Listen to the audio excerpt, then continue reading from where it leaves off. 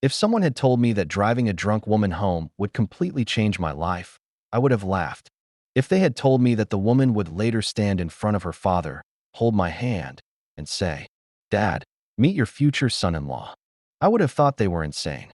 Because before that night, Avery Collins and I had only one relationship. She was my CEO.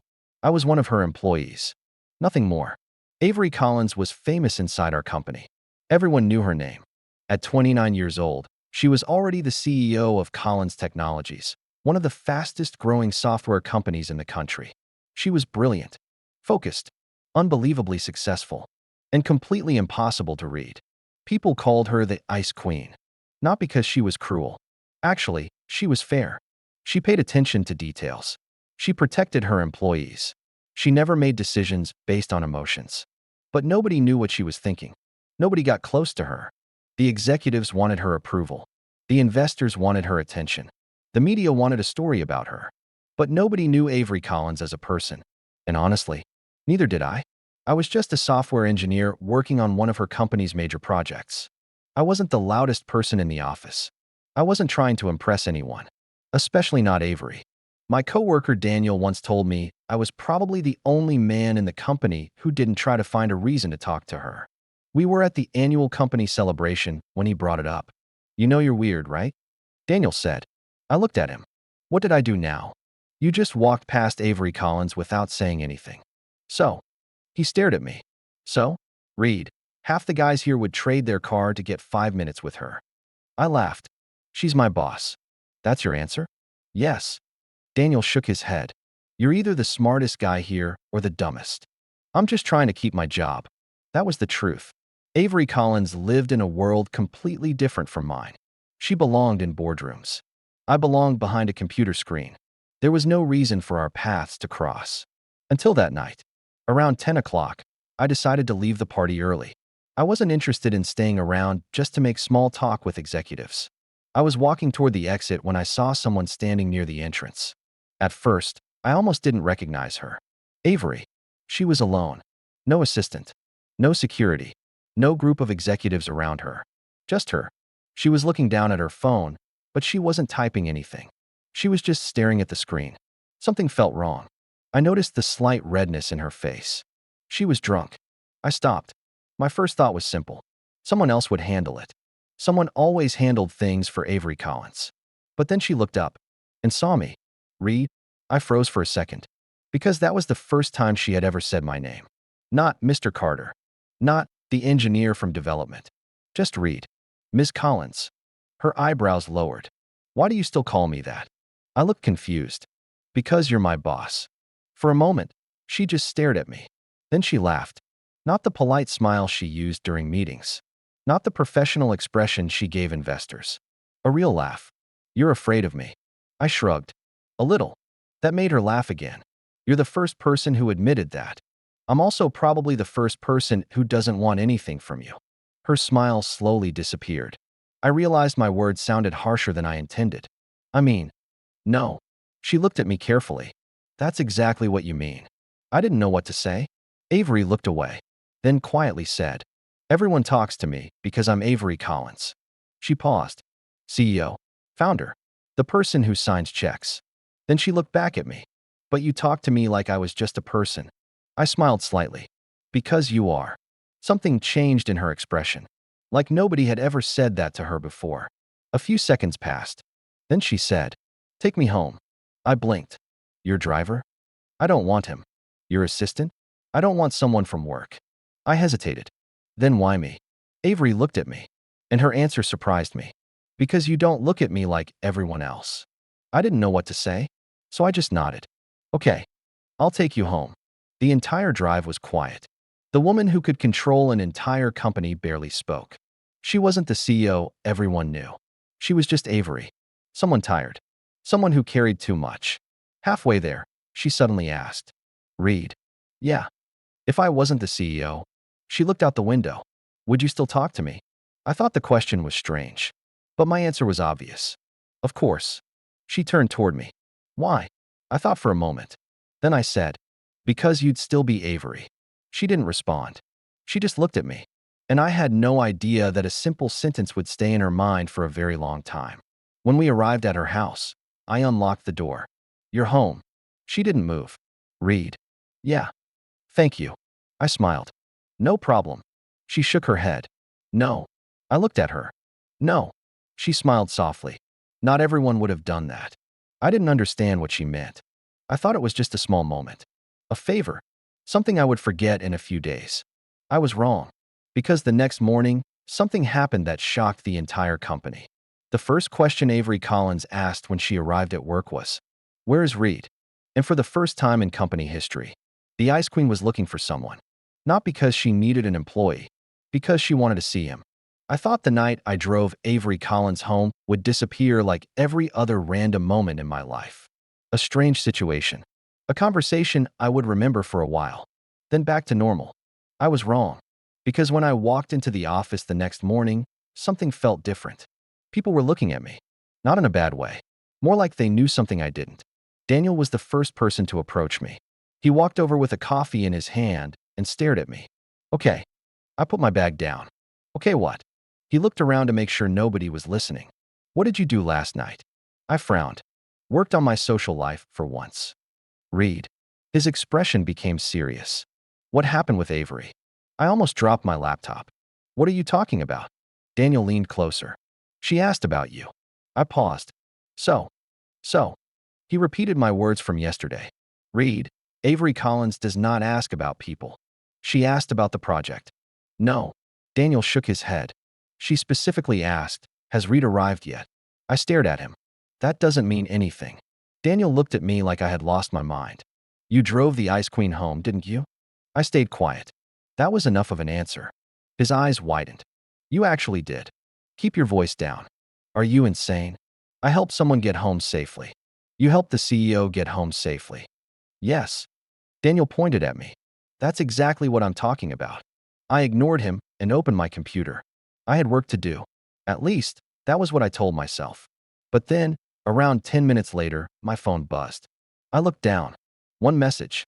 From Avery Collins. My first reaction was confusion. My second reaction was panic. "Avery Collins, are you free for 5 minutes?" I stared at the screen.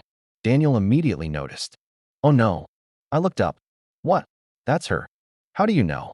"Because you look like someone just told you the building is on fire." I ignored him and typed back. "Reed, is something wrong?" Her response came almost instantly. "Avery Collins, no. I just want to talk." That was somehow more concerning. I walked to her office a few minutes later. The second I entered, Avery looked up. Usually, she looked exactly the same every time. Perfect suit. Perfect posture. Perfect CEO expression. But today was different. She looked nervous. Actually nervous.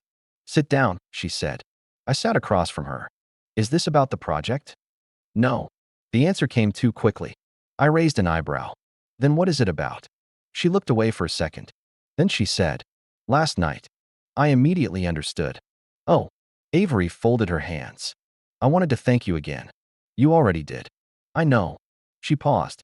"But I don't think you understood." I looked at her. "What do you mean?" She took a breath. "Most people around me always want something." I stayed quiet. "They want opportunities, connections, money. They want to be close to me because of my position." Her voice became softer. "But last night, you didn't." I smiled slightly. "Because you were drunk and needed someone to drive you home." She looked at me.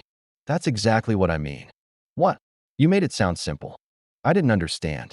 Avery leaned back. "Everyone makes everything complicated because I'm the CEO." She looked directly at me. "You didn't." For some reason, I didn't know how to respond. This woman negotiated billion-dollar deals. She could speak in front of thousands of people. But somehow, she looked uncomfortable talking to me. Finally, I said, "You don't have to thank me anymore." "I know." "Then why did you ask me here?" Avery was quiet. Then she surprised me. "I wanted to know something." "What?" She looked at me. "If I wasn't your boss." She stopped. I waited. "Would you still talk to me?" Again. That question. The same one from last night. I smiled. "You already asked me that. And you already answered. Then why ask again?" Her eyes softened.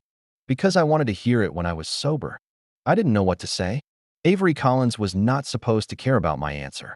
She was supposed to care about quarterly reports. company growth, investors, not whether some engineer would talk to her outside of work. I would still talk to you, I finally said. Why? Because you're Avery. She looked down, and for the first time, I saw something I never expected. Relief. A small smile appeared on her face. Thank you. I stood up. Anything else? She looked surprised. No. I walked toward the door. Then she stopped me. Read. I turned around. Yes. She hesitated. Would you have dinner with me? I blinked. Dinner? Yes. Like a company dinner? No. The way she said it made me realize something. This wasn't about work. This was personal. I pointed at myself. With you? Yes. I didn't know why, but my first reaction wasn't excitement. It was concern. Avery, you know people will talk. She smiled slightly. They already do. That doesn't bother you? No. She looked at me. But apparently it bothers you. I didn't answer. Because she was right. I knew how people would see it. A CEO and an employee. A powerful woman and an ordinary guy. Everyone would assume I had some hidden reason. Avery noticed my silence. She didn't get angry. She just said, okay. I was surprised. Okay. Yes. She picked up a file from her desk. I won't force you. That was unexpected. Most people thought powerful people always got what they wanted. But Avery didn't demand. She asked. And somehow, that made it harder to say no. Before I left, she added, but read. I looked back. If you ever decide to have dinner with me. She smiled. I promise I won't talk about work. I walked out of her office feeling confused. Because for the first time in my life, I had a CEO asking me on a date. And the strangest part was, I wasn't sure whether I was more nervous about saying yes or about saying no. That evening, I received another message. Avery Collins, I found a restaurant you might like. Nothing expensive, just good food. I stared at the message for a long time. Because that was the moment I realized something. Avery Collins wasn't trying to impress me. She was trying to understand me. And that was much more dangerous. I didn't reply to Avery's message immediately. Not because I didn't want to. That was the problem. I wanted to. And that scared me more than anything. Avery Collins was my CEO. She was the woman whose name appeared on business magazines, whose decisions affected thousands of employees, and whose schedule was planned weeks in advance. Meanwhile, I was a software engineer who still forgot to water the plant on my apartment balcony. We came from completely different worlds. So I stared at her message for almost 10 minutes. Avery Collins, I found a restaurant you might like. Nothing expensive, just good food. Finally, I typed, read, you actually researched restaurants? A few seconds later, she replied, Avery Collins, yes. I smiled. Read, why? The answer came quickly. Avery Collins, because you said you don't like places where people pretend to enjoy themselves. I froze, because I barely remembered saying that. But she did. Avery Collins, the woman who forgot most people's names after a meeting, remembered one sentence I said while driving her home. That was when I realized something. She was paying attention. The next evening, I arrived at the restaurant 5 minutes early.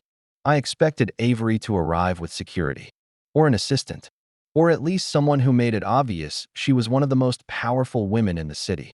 Instead, she walked in alone.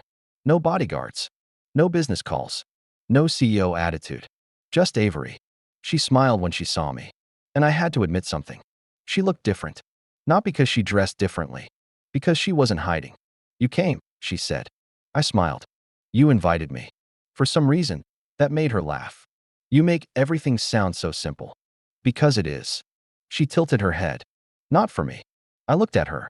What do you mean? She sat down. Most people don't say no to me. I smiled.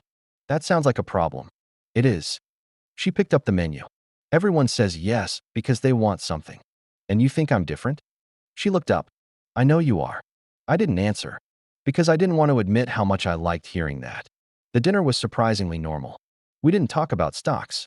We didn't talk about company growth. We didn't talk about business. We talked about movies, food, travel, childhood memories. And I discovered something nobody at work knew. Avery Collins was terrible at choosing desserts. You ordered the wrong one, I told her. She looked offended. I did not. You said you don't like chocolate. I don't. You ordered chocolate cake. She looked down at the plate, then back at me. I forgot. I laughed. You're the CEO of a billion-dollar company, and you forgot what dessert you ordered. She smiled. Apparently. That moment felt strange, because I wasn't sitting across from the Ice Queen. I was sitting across from a woman who was comfortable enough to make mistakes. And I liked that. A lot. The problem came the next morning. The rumors started. Of course they did. By 9 a.m., Daniel already knew. He walked into my office with a shocked expression. "You went to dinner with Avery?" I looked up. "How do you know everything?" "Because this company has two things." "What?" "Technology." He held up one finger. "And gossip." He shook his head. "Reed, do you understand how insane this is?" "It was just dinner." "No." Daniel sat down. "It wasn't just dinner." I frowned. "What are you talking about? Do you know how many people have tried to ask Avery out?" I shrugged. "No. Everyone." He leaned closer. "Executives, investors, famous people, rich people, and she rejected every single one." I looked back at my screen. "That doesn't mean anything." Daniel stared at me. "You seriously don't see it?" "See what?" He sighed. "Reed, the woman who controls an entire company is making time for you." I shook my head. "She was just being nice." Daniel laughed. "Yeah, the CEO of a company worth billions is randomly being nice." I ignored him. But deep down, I knew something was changing. Later that afternoon, I walked into the elevator. Avery was already inside. Just the two of us. The doors closed. For a few seconds, neither of us spoke. Then she said, "People are talking." I looked at her. "You heard?" She nodded. "Of course." "Does it bother you?" "No." Her answer was immediate. I looked surprised. "Really?" She looked at me.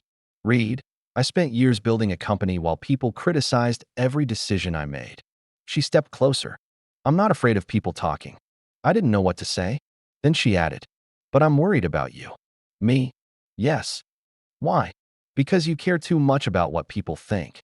I laughed. "That's not true." "It is." She smiled. "You worry that people will think you're using me." I stayed quiet.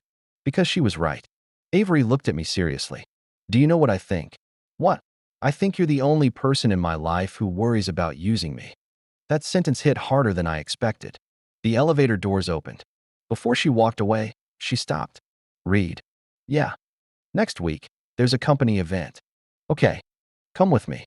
I raised an eyebrow. "As your employee?" She smiled. "No.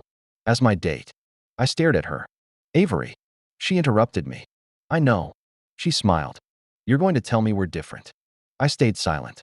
She stepped back. "So let me ask you something." "What?" "Have you ever met someone who made you forget those differences?" I didn't answer. Because the truth was, I had. And she knew it. Avery walked away, leaving me standing there. For the first time in my life, the woman everyone wanted was the woman trying to win me over. I spent the entire weekend trying to convince myself that Avery Collins was just being friendly. That was the reasonable explanation. A CEO could have dinner with an employee. A successful person could appreciate someone who treated them normally. Avery could simply be grateful because I helped her that night. That was all. At least, that was what I kept telling myself. Because the other possibility was harder to accept. Avery Collins was interested in me. And honestly, I had no idea what to do with that. On Monday morning, I decided to create some distance. Not because I disliked her. Actually, that was exactly why I needed distance. The more time I spent around Avery, the easier it became to forget who she was. She wasn't the CEO everyone feared. She was the woman who laughed when she ordered the wrong dessert. She was the woman who remembered a random comment I made. She was the woman who looked genuinely happy when someone treated her like a normal person. And that was dangerous. Because I was starting to like her too. I stopped going to the executive floor unless I absolutely needed to. I answered her work messages professionally. I avoided unnecessary conversations. I thought I was being smart. I was wrong. 3 days later, Avery appeared at my desk.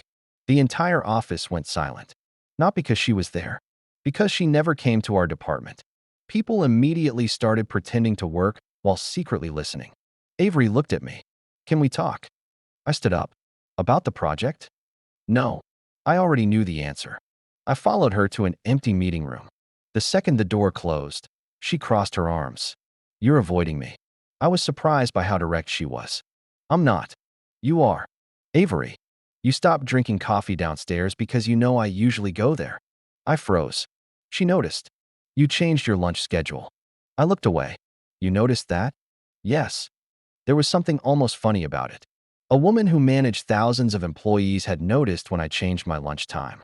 I'm just trying to keep things professional. Avery's expression changed. Not angry, just disappointed. Professional? Yes. Is that what this is? I didn't answer. She stepped closer. Reed, if you didn't want to see me, you could just tell me. That's not it. Then what is it? I sighed. You're my CEO. She nodded. I know. You're Avery Collins. I know. You have people around you who are smarter, richer, and more successful than me. She looked at me quietly. And I don't want to become another person people talk about. Avery stared at me for a moment. Then she said something I didn't expect. Do you think I care about that? I stayed quiet. She continued. Do you think I don't know what people say? She smiled slightly. They say I'm too cold, too ambitious, too difficult. Her voice became softer. They say I'll never have a normal life because I chose success. I looked at her. But you don't care. No. She shook her head. I didn't care. Then she looked directly at me. Until you started caring about what people thought. That caught me off guard. Because I realized something. She wasn't trying to prove she deserved me. She was trying to understand why I was pushing her away. That evening, I thought she would give up. I was wrong. At 7 p.m., someone knocked on my apartment door. I opened it and froze. Avery Collins was standing there, not in a business suit, not carrying a briefcase, just wearing a simple jacket and holding 2 bags of food. I stared at her. What are you doing here? She looked slightly nervous. That was something I never thought I would see. The Ice Queen was nervous. I brought dinner. I blinked. Dinner? Yes. You came all the way here to bring me food. She nodded. I thought if I invited you somewhere, you would say no. I didn't know whether to laugh or be shocked. So you came to my apartment? Yes. That's your solution? She thought for a second. Yes. I couldn't help smiling. You're terrible at normal dating. Avery looked offended. I'm trying. That answer made me laugh. Actually laugh. And the second I did, her expression softened. I missed that. I stopped. What? Your laugh. The words came out so naturally that she didn't seem to realize how honest they sounded. I looked at her. Avery suddenly looked away. For the first time, she seemed embarrassed. She cleared her throat. Never mind. No. I smiled. Say it. She looked back at me. I like seeing you happy. That was the moment something changed. Because Avery Collins wasn't flirting. She wasn't playing a game. She wasn't trying to win. She was simply telling the truth. We sat outside my apartment and ate dinner. Nothing fancy. No expensive restaurant. No business conversations. Just 2 people talking. After a while, Avery asked, Can I ask you something? Sure. Why don't you believe I could actually like you? I looked down. Because it doesn't make sense. Why? Because you're you. She frowned. That's not an answer. I smiled. You're the CEO of a major company. And I'm just Reed. She shook her head. No. What? You're not just anything. I looked at her. She continued. You helped me when I had nothing to offer you. You listened when everyone else wanted something from me. You make me feel like Avery, not like a title. She paused. That matters more than you think. I didn't know what to say, because nobody had ever described me that way. Before she left, she turned around. Reed. Yeah. I'm not asking you to ignore reality. She smiled. I know our lives are different. Then she stepped closer. But I'm asking you not to decide for me who I'm allowed to choose. Those words stayed with me. Because Avery Collins wasn't demanding anything. She wasn't using her power. She wasn't forcing me into her world. She was simply asking for a chance. And for the first time, I wondered if maybe keeping my distance wasn't protecting myself. Maybe I was just running away from something I actually wanted. After that night, things between Avery and me changed. Not suddenly. Not dramatically. It was something quieter. Something I couldn't ignore anymore. Avery stopped pretending she wasn't interested. And strangely enough, she also stopped acting like a CEO around me. She was still the same woman in the office. Decisive. Confident. Impossible to challenge in a meeting. But when it was just the 2 of us, she was different. She asked about my day. She remembered small details. She even started sending me messages that had nothing to do with work. One morning, my phone buzzed. Avery, did you eat breakfast? I stared at the message. Then replied, Reed, is this a CEO question or a girlfriend question? I expected her to ignore it. Instead, she answered immediately. Avery, a woman who likes you question. I almost dropped my phone. That was Avery. No hesitation. No games. She didn't know how to flirt normally. She just told the truth. And somehow, that made her even more dangerous. A week later, the company held its annual charity event. Everyone from the executive team attended. I almost didn't go. Not because I didn't want to see Avery. Because I knew what would happen. People would talk. They already had. Some employees thought I was trying to use my connection with Avery. Some thought I had somehow manipulated her. Others simply couldn't understand why she would choose me. I didn't blame them. Sometimes, I couldn't understand it either. Before the event started, I received a message. Avery, are you here? I looked around. She was the CEO. She could have asked her assistant. Instead, she asked me. Reed, yes. I just arrived. A few seconds later. Avery, good. Find me. I smiled. Reed, is that an order? Her reply came quickly. Avery, no? Then another message. Avery, it's a request. I don't know why, but that difference mattered. When I found Avery, she was surrounded by executives. Everyone was talking to her. Everyone wanted something. A business connection. An introduction. A conversation. Then she saw me, and everything changed. She stopped listening to the people around her. She walked directly toward me. The entire room noticed. I saw people watching, whispering. Avery didn't care. Hi, she said. I smiled. Hi. You came. You invited me. She smiled. You keep saying that like it explains everything. Doesn't it? No. She looked at me. Because I wanted you here. Before I could answer, one of the executives approached. His name was Marcus. He was one of the senior investors working with the company.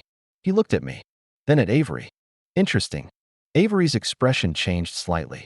Marcus. He smiled. I just didn't expect you to bring an employee. The way he said employee made his meaning obvious. I felt uncomfortable. Avery, it's okay. But before I could step back, she reached for my hand. I froze. Because Avery Collins had never done anything like that. Not publicly. Not in front of everyone. She looked at Marcus. Reed isn't here as my employee. Silence. He's here because I invited him. Marcus raised an eyebrow. And what exactly is his relationship with you? I expected Avery to avoid the question. She didn't. She squeezed my hand. Then said, he's someone important to me. The room became quiet. Not awkward quiet. Shocked quiet.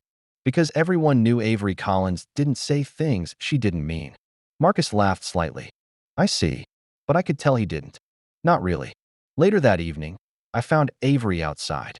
You didn't have to do that. She looked at me. Do what? Hold my hand. She tilted her head. Why not? Because everyone saw. Yes. That's the point. Yes. I stared at her. Avery. She smiled. Reed. I spent years allowing everyone else to decide what my life should look like. She looked back at the event. My investors decide what I should build. My board decides what risks I should take. My family decides who I should meet. Then she looked at me. I'm tired of letting everyone else choose. I didn't say anything. Because for the first time, I understood something. Avery wasn't embarrassed about me. She wasn't hiding me. She was choosing me. A few minutes later, she asked, can I tell you something? Sure. I was nervous tonight. I laughed softly. You? Yes. Why? She looked almost annoyed. Because I knew people would judge. I smiled. But you faced them anyway. Yes. Why? She looked at me. Because I didn't want you to think I was ashamed of you. That answer hit me harder than I expected. Because that was exactly what I had been afraid of. That someday, she would realize I didn't belong in her world. But Avery had never thought that. I had. When the night ended, she walked me to my car. Before I left, she stopped me. Reed.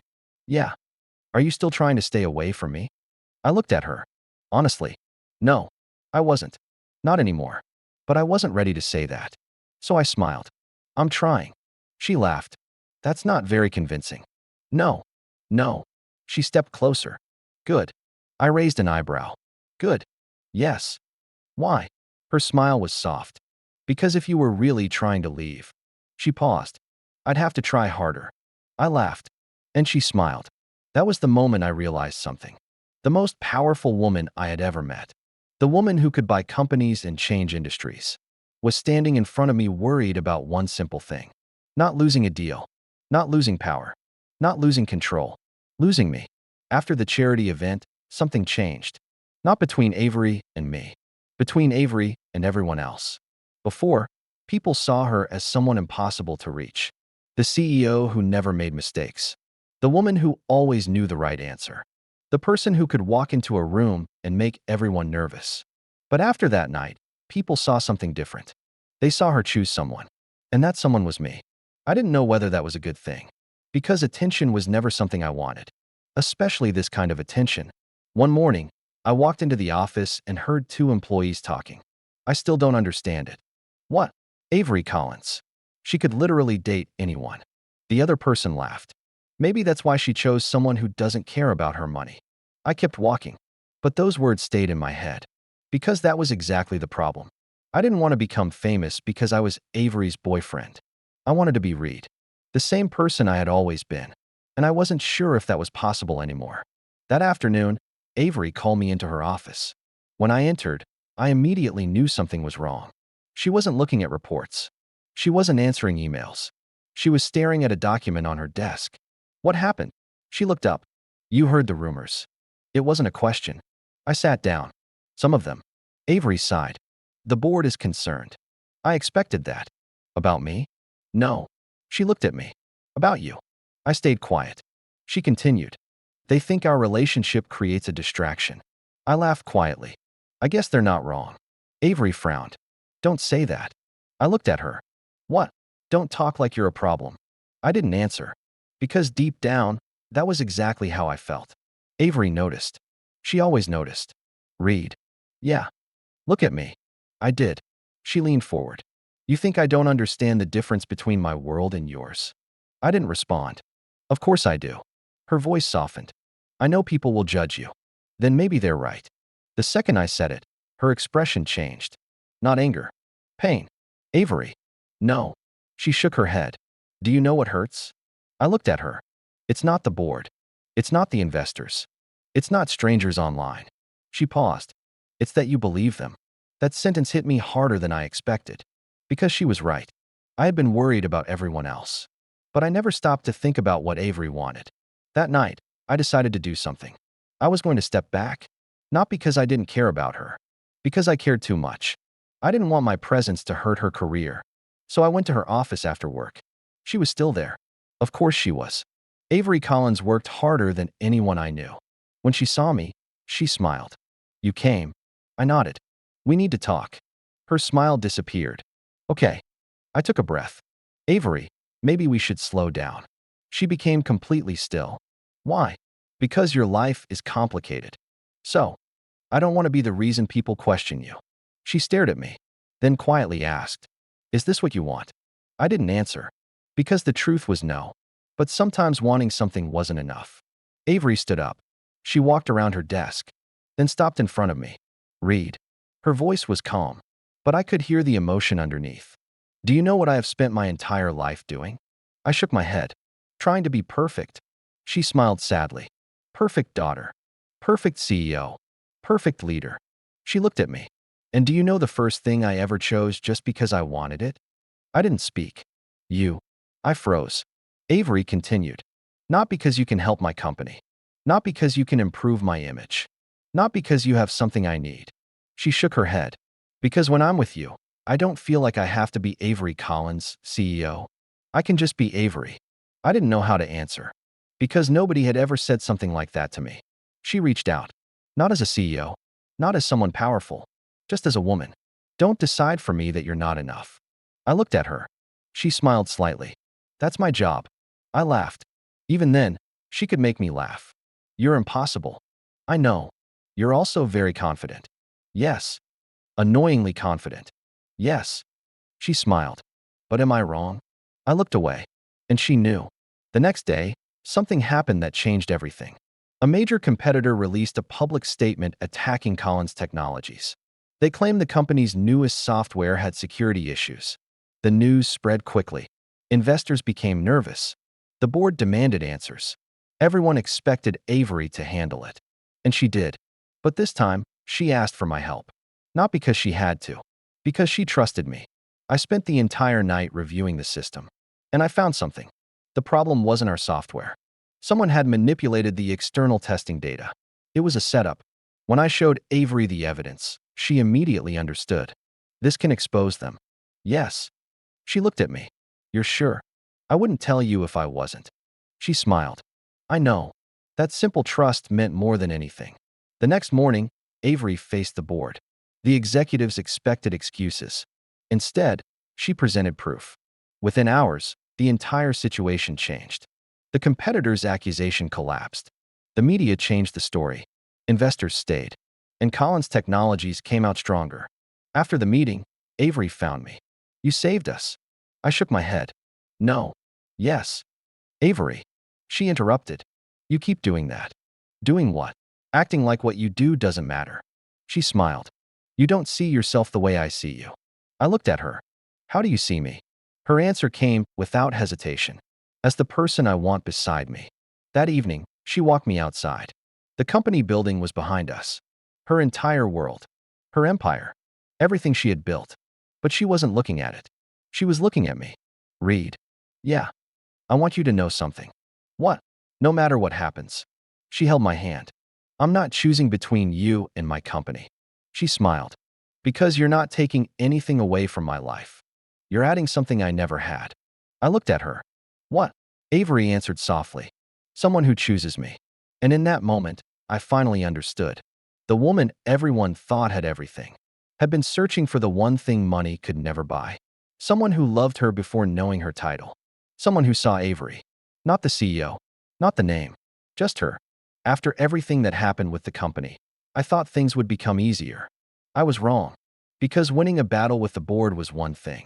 Accepting that Avery Collins truly wanted me in her life was another. For years, I had built my life around being independent. I worked hard. I paid my own bills.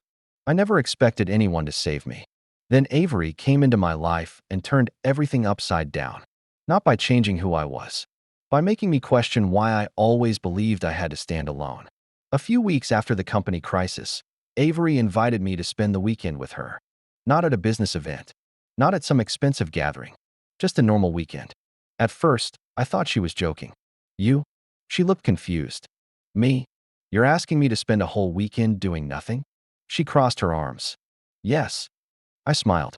You're Avery Collins. I thought your schedule was planned 6 months ahead. It is. And she looked at me. I changed it. I laughed. You changed your CEO's schedule because of me? Yes.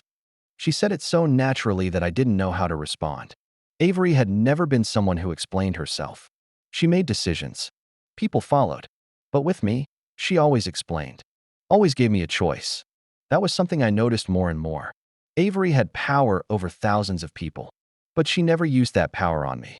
That weekend was the first time I saw the real Avery. Not the woman from magazine covers. Not the CEO who walked into meetings and controlled the room. Just Avery. She was terrible at relaxing. Absolutely terrible. On Saturday morning, I found her checking emails. You promised no work. She looked up. I'm not working. I pointed at her laptop. That looks like work. She immediately closed it. I was just checking one thing. One thing? Yes. How many emails? She paused. 23. I laughed. That is not one thing. She looked embarrassed. And seeing Avery Collins embarrassed was something I never thought I would witness. You're enjoying this. A little. She shook her head. You're the only person who talks to me like that. Because everyone else is scared. And you're not. I thought about it. Honestly. Yes. I was. She looked surprised. But not anymore. I smiled. No. Why? Because I know you now. She looked at me quietly. And that answer seemed to mean more than I expected. That night, we sat outside talking. No phones. No meetings. No business. Just us. After a long silence, Avery spoke. Can I tell you something I've never told anyone? I looked at her. Of course. She looked down. Sometimes I hate being Avery Collins. That surprised me. You do? She nodded. People think having everything means you don't need anything. She smiled slightly. But they're wrong. I stayed quiet. She continued. When my company succeeded, everyone congratulated me. When I bought my first house, everyone talked about how successful I was. When I became CEO, everyone told me how proud they were. She looked at me. But nobody asked if I was happy. That sentence stayed with me. Because I realized something. Everyone wanted something from Avery. Nobody simply cared about Avery. Except maybe me. Why did you trust me? The question came suddenly. I looked at her. What? That night. She looked at me. When I was drunk. You could have called anyone. You could have called security. You could have ignored me. I smiled. You needed help. That's all. Yes. She shook her head. No. What? That's exactly why. I didn't understand. She looked at me. Reed, do you know how many people would have used that moment? I didn't answer. People would have taken pictures, made stories, used it as a chance to get closer to me. She paused. But you just wanted to make sure I got home safely. I smiled. I thought that was normal. Avery laughed softly. That's the problem. What? You think being kind is normal? She looked at me. It's not. A few days later, something unexpected happened. Avery's father, Richard Collins, returned from an overseas business trip. I had heard about him before. Everyone had. He was the founder of Collins Group, a man known for building an empire from nothing. And according to Avery, a very difficult man to impress. When Avery told me she wanted me to meet him, I immediately became nervous. You're serious? She smiled. Yes. Your father? Yes. Already. She laughed. Reed, you're acting like I'm taking you to a wedding. I looked at her. You're taking me to meet your father. Yes. That feels important. She smiled. It is. Then she reached for my hand. But not because I need his approval. Then why? Because I want him to meet the person I chose. I looked at her. The person I chose. Not the person who helped her.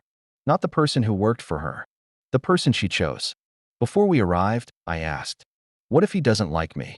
Avery didn't even hesitate. He will. How do you know? Because I like you. I laughed. That's your argument? Yes. That's terrible. It works for me. I shook my head. You really are impossible. She smiled. And you still like me. I couldn't deny it. Because she was right. I did. More than I expected. More than I planned. More than I thought was possible. And as we walked toward her family's house, I realized something. The woman who had everything. The woman everyone wanted. The woman nobody could approach. Was nervous about introducing me. Not because she was afraid of losing power, but because she cared about what I thought. And that was when I finally understood. Avery Collins wasn't just chasing me. She had already chosen me. The first time I met Richard Collins, I understood immediately where Avery got her confidence from. He wasn't a loud man. He didn't need to be. People listened when he spoke because they respected him. Or maybe because they knew what he was capable of. Richard Collins had built an empire from nothing.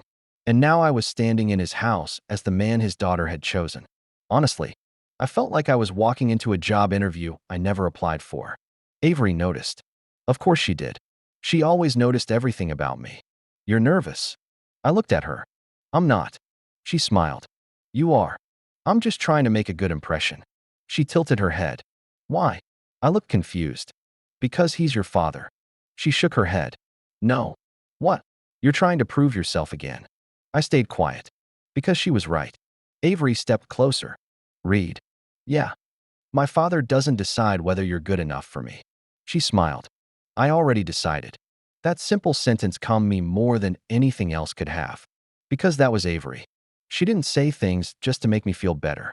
When she said something, she meant it. The moment we walked inside, Richard was waiting. His eyes immediately went to me. Then to Avery. Then back to me. So, his voice was calm. You're Reed. I nodded. Yes, sir. Avery immediately interrupted. Dad. Richard looked at her. What? Don't do the intimidating father thing. A small smile appeared on his face. I'm not doing anything. You are. I'm having a conversation. You're interrogating him. For the first time, I saw something unexpected. Avery teasing her father. And Richard actually letting her. That told me more about their relationship than anything else. He looked back at me. Sit down. I did. The first few minutes were exactly what I expected. Questions. Where I grew up. What I did. My plans. My goals. But then he asked the question I was expecting. Why my daughter? I looked at him. Avery became quiet. I knew this was the real question. Not about my job. Not about my background. About my intentions. I thought for a moment. Then answered honestly. Because she's Avery. Richard watched me carefully. I continued. I know that sounds simple. But everyone sees what she has built. They see the company. The money. The success. I glanced at Avery. But I saw the person behind all of that. The room became quiet. I saw someone who was tired. Someone who always had to be strong. Someone who never let anyone help her. I looked back at Richard, and I liked that person. Nobody spoke. Then Avery quietly smiled. After dinner, Richard asked to speak with me privately. Avery immediately looked concerned. Dad, Richard looked at her. I'm just talking. She narrowed her eyes. I know you. He laughed. Go wait inside. Avery looked at me. I smiled. It's okay. She hesitated, then walked away, but not before saying, if he scares you, text me. I laughed. Richard waited until she was gone. Then he smiled. She has never done that before. What? Worried about someone else more than herself. I didn't say anything. Richard looked toward the room where Avery had gone. When she was young, she always tried to be perfect. Better grades. Better achievements. Always trying to prove she belonged. He looked back at me. I thought giving her everything would make her happy. But I forgot something. What? She needed someone who didn't want anything from her. I understood. Because that was exactly what Avery had told me. Richard sighed. I watched many people approach my daughter. Some wanted her money. Some wanted her company. Some wanted her name. He looked at me. But you were the first person who wanted her to go home safely. I smiled slightly. That wasn't a big deal. Richard shook his head. To you. When I went back inside, Avery immediately stood up. What did he say? I smiled. You really are worried. No. Yes, you are. She crossed her arms. I'm not. You are. She looked away. And I laughed. Because the most powerful woman I knew was terrible at pretending she didn't care. What did he say? She asked again. I walked closer. He likes me. Her eyes widened. Really? Yes. She smiled. A genuine, happy smile. Not the smile she used in front of investors. Not the smile she used in interviews. A smile only I got to see. A few months later, everything felt different. The company accepted us. Her family accepted us. And most importantly, Avery stopped worrying about whether she was allowed to be happy. One evening, we returned to her parents' house for dinner. Richard opened the door. He looked at me and smiled. Good to see you again. Avery walked in beside me, then suddenly grabbed my hand. I looked at her. What are you doing? She smiled. You'll see. We walked into the dining room. Her father looked at us. Avery looked completely confident. Then she laughed and said, Dad, yes.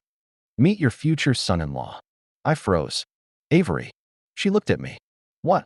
You planned that? She smiled. Maybe. I laughed. You're unbelievable. I know. Richard shook his head, but he was smiling. You know, Reed. Yes. I never thought anyone would be able to make my daughter slow down. I looked at Avery. She still works too much. Richard laughed. That's true. Avery rolled her eyes. I'm sitting right here. Everyone laughed. And in that moment, I realized something. The night I picked up a drunk CEO outside a hotel, I thought I was just helping someone. I thought I was doing a small favor. I had no idea that the woman I was driving home would become the person I wanted to come home to. Avery Collins had millions of people who respected her, thousands who admired her. But somehow, she chose me.